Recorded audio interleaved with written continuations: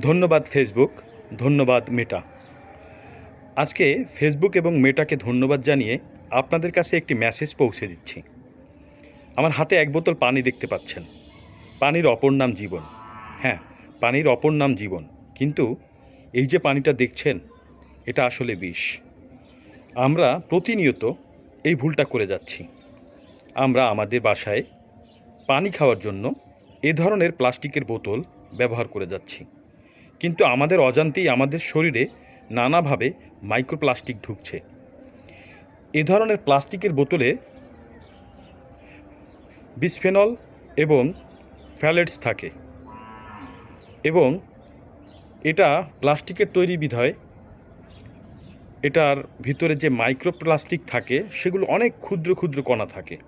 সেই কণাগুলো ভেঙে পানির সঙ্গে আমাদের শরীরে প্রবেশ করে। যে মাইক্রোপ্লাস্টিক ক্যান্সারের কারণ। এছাড়া দীর্ঘদিন যদি আপনি এই বোতলে পানি খান, বোতলে ব্যাকটেরিয়া তৈরি হয়। তাছাড়া আরও অনেক জীবাণু যেগুলো আমাদের শরীরে প্রতিনিয়ত ঢুকছে। আপনারা যদি এই বোতলে পানি ব্যবহার করে থাকেন দীর্ঘদিন, তাহলে আজ থেকেই এটাকে পরিহার করার চেষ্টা করুন।